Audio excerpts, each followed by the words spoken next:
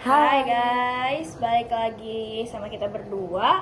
Aku Gita Ramadanti. aku Ardelia Maharani.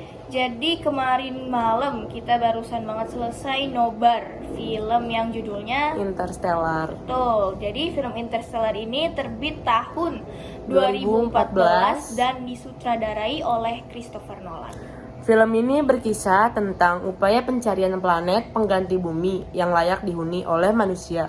Karena pada tahun 2067 itu bumi udah nggak bisa lagi mampu untuk menopang kebutuhan umat manusia. Betul, karena manusia ini udah menghabiskan banyak banget energi. Jadi bumi ini mengalami krisis energi yang mengakibatkan anomali gravitasi. Jadi di film ini ada satu orang namanya Cooper, yaitu dia ini seorang mantan pilot uji coba NASA yang menjadi petani. Dia ini tinggal sama keluarganya, termasuk ayah mertuanya dan dua anaknya. Yang pertama itu anak laki-lakinya namanya Tom. Yang kedua anak perempuannya yang usianya baru 10 tahun namanya Murph. Nah, si Murph sama Cooper ini percaya bahwa rumah yang mereka huni sekarang ini dihantui oleh hantu yang katanya berusaha berkomunikasi dengan mereka berdua. Setelah menantang Murph untuk membuktikan keberadaan hantu melalui penyelidikan ilmiah, Cooper itu menemukan bahwa hantu tersebut memandu mereka ke pangkalan rahasia NASA yang dipimpin oleh Profesor Brand. Profesor Brand ini mengungkapkan kepada Cooper bahwa perjuangan manusia untuk bertahan hidup semakin sia-sia. Jadi ia mengusulkan solusi berupa kolonisasi galaksi lain. Cooper direkrut untuk menerbangkan Endurance, wahana antariksa uji coba dengan misi mencari planet layak huni melewati lubang cacing yang terbentuk di orbit Saturnus. Endurance akan mengikuti jejak misi Lazarus, serangkaian wahana berawak yang dikirim melintasi lubang cacing untuk mempelajari kelayakan beberapa calon planet dalam jangka panjang. Dari data Lazarus yang mengerucut pada 3 calon planet yang potensial, yaitu ada planet Miller, planet Edmonds, dan planet Mann. Masing-masing diberi nama sesuai dengan astronot yang melakukan survei ke sana. Nah, keputusan Cooper untuk bergabung dengan Endurance ini sangat mengecewakan Murph. Karena apa? Karena si Murph dan Cooper ini jadi berpisah secara tidak baik. Nah, Cooper, putrinya Profesor Brand yaitu Amelia, fisikawan Romley, geografer Doyle, dan satu robot serbaguna bernama Tars akhirnya berangkat menuju Saturnus selama 2 tahun sebelum terbang ke galaksi yang baru. Nah, ketika melintasi lubang cacing ini, Amelia ketemu nih sama makhluk luar dimensi yang ia yakini menaruh lubang cacing tersebut untuk menyelamatkan umat manusia gitu. Nah, setibanya di sana, Endurance mengikuti sinyal yang ditinggalkan ekspedisi Miller. Tetapi menghadapi masalah, calon planet Miller sangat dekat dengan Gargantua, sebuah lubang hitam. Karena tarikan gravitasinya waktu di permukaan Miller mengalami distorsi. Cooper mengusulkan cara untuk menghemat waktu yang dihabiskan di permukaan. Lalu mereka menemukan bahwa planet tersebut tidak layak huni karena gelombang pasang raksasa yang terus-menerus menerjang permukaannya. Doyle tersapu ombak dan pesawat angkutnya dibanjiri air ketika para awak berusaha mengangkat wahana Miller. Mereka kembali ke Endurance dan mengetahui bahwa waktu telah berlalu selama 23 tahun. Nah, kenapa gitu? Karena 1 jam di planet Miller ini sama dengan 7 tahun di planet Bumi. Nah, kenapa 23 tahun ini? Karena di planet Miller ini ternyata planetnya isinya cuma air. Mereka datang ke planet Miller saat ada gelombang pasang atau kalau di bumi disebutnya tsunami yang tinggi banget. Jadi mesin dari pesawatnya itu basah. Dan kata si Cooper untuk menunggu mesinnya kering ini butuh waktu 1 jam 45 menit yang bisa menghabiskan waktu kurang lebih sekitar 14 tahun lah ya. 14 tahun tuh cuma di planet Millernya aja, belum lagi kan mereka harus melintasi dimensi lain gitu lewat lubang cacing. Jadi butuh waktu sekitar 23 tahun gitu guys. Setelah si Cooper ini pulang dari planet Miller, ternyata Tom sama Murph ini udah lebih dewasa dan si Murph ini akhirnya gabung nih sama NASA ya. Dan berusaha untuk menyelesaikan permasalahan fisika yang membingungkan Profesor Brand selama bertahun-tahun. Persoalan mengenai bagaimana sih manusia dapat keluar dari tarikan gravitasi bumi secara massal. Profesor Brand jatuh sakit dan ia mengakui bahwa tidak ada harapan bahwa Endurance akan pulang dengan selamat.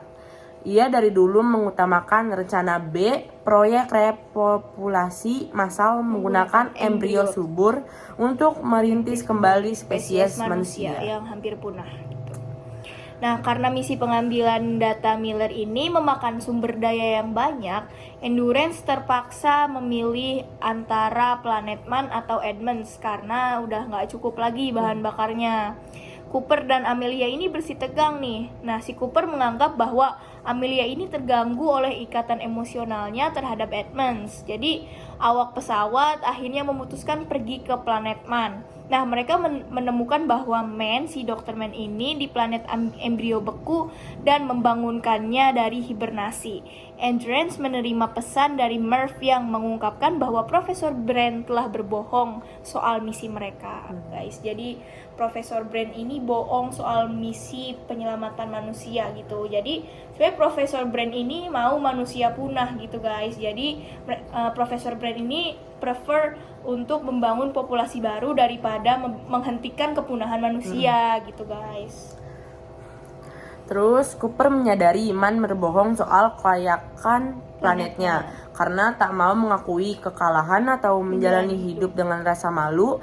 Man membunuh Romilly dan berupaya membunuh Cooper sebelum kabur ke Endurance.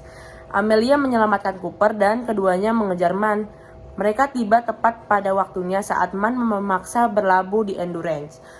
Man menewaskan dirinya sendiri ketika Palka Endurance kehilangan tekanan udara. Cooper berhasil berlabuh di Endurance dan mengendalikan wahana tersebut.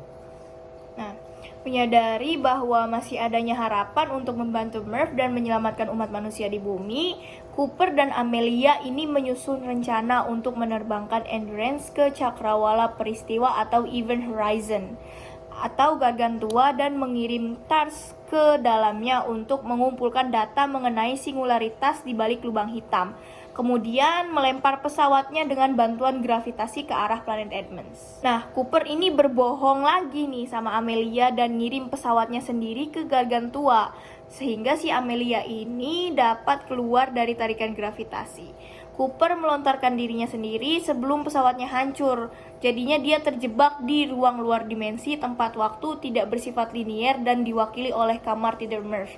Nah, ini juga jadi jawaban atas hantu-hantu yang konon katanya dari dimensi lain untuk membantunya atau untuk berkomunikasi sama mereka berdua gitu, guys. Dia sekarang mampu menyaksikan setiap detik hidup Murph secara bersamaan, lalu menyadari bahwa dirinya adalah hantu Murph dan dapat memancarkan data yang dikumpulkan TARS melalui batasan dimensi agar Murph bisa menyelesaikan persamaan Profesor Brand. Nah, jadi hantu yang selama ini dikira Murph sama Cooper dari dimensi lain untuk berkomunikasi ini ternyata si Cooper sendiri, guys.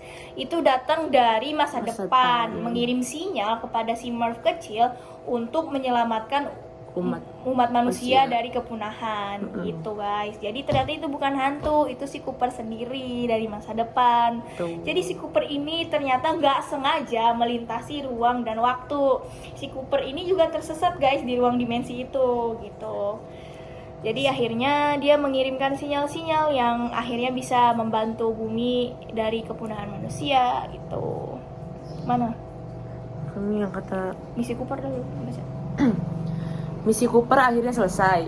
Makhluk luar dimensi, manusia yang telah berevolusi dan melintasi alam semesta, menutup ruang Tesseract tersebut dan melepaskan Cooper kembali ke tata surya melalui lubang cacing di dekat Saturnus.